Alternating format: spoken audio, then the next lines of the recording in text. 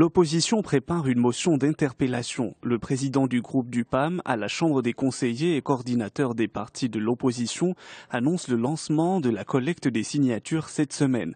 Selon Aujourd'hui le Maroc, c'est une sorte de convocation un peu au-dessous d'une motion de censure, mais largement au-dessus d'une séance mensuelle de questionnement sur la politique générale.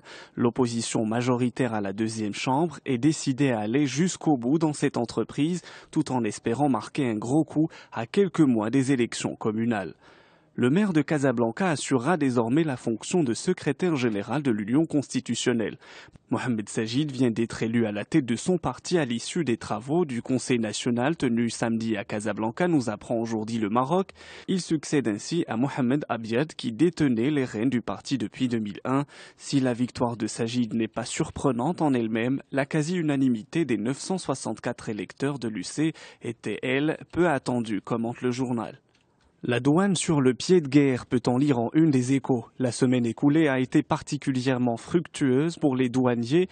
1,2 tonnes de résine de cannabis, 8 millions de cigarettes, plus de 10 tonnes de cabane narguilé, près de 9 milliards de dirhams de devises illicites et 1,5 million de smartphones. Les saisies sont énormes et les douaniers sont en alerte maximale.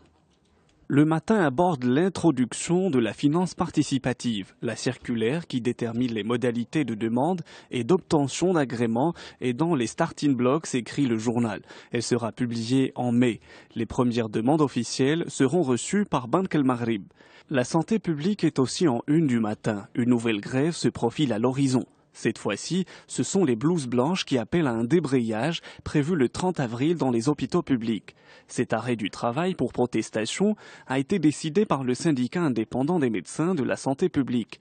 Les professionnels de la santé sont en colère contre le ministre de la Santé, surtout après ses récentes déclarations au Parlement, explique le journal.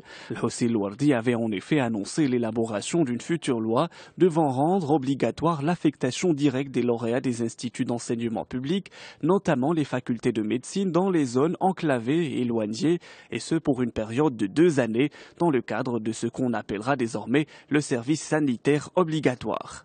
Une autre grève qui se profile à l'horizon, celle des employés de l'aéroport d'Air Algérie. Information rapportée par l'Expression. Les voyageurs risquent d'avoir la très mauvaise surprise de voir leur vol annulé ou reporté.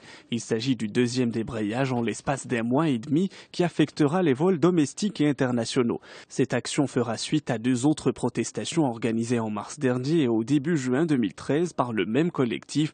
Ce dernier appelle la tutelle à répondre à ces doléances. Après la catastrophe, le Népal ressent ses morts. Un puissant séisme de magnitude 7,8 a frappé le Népal samedi matin. Selon le Figaro, de nombreuses répliques ont été ressenties depuis. Le bilan humain de la catastrophe a augmenté tout au long du week-end et devrait continuer à s'alourdir à mesure que les opérations de secours continuent. Des montagnes ont été balayées par de gigantesques avalanches, écrit Libération. Des villages entiers, mais aussi des camps d'alpinistes, ont été soufflés par les masses de neige décrochées par le séisme. La communauté internationale s'est aussitôt mobilisée, notamment pour secourir les victimes des avalanches. Les Échos titrent sur Ferdinand Piëch, l'ancien patron de Volkswagen. Il tire sa révérence à 78 ans. Si Piëch s'est hissé parmi les icônes de l'automobile, c'est qu'il a bâti au fil des années un empire autour de la marque Volkswagen, un géant de 12 marques qui dégage 13 milliards d'euros de bénéfices, fabrique aussi bien des motos que des poids lourds et emploie 600 000 personnes sur 5 continents. Sa démission pourrait ébranler le géant de l'automobile.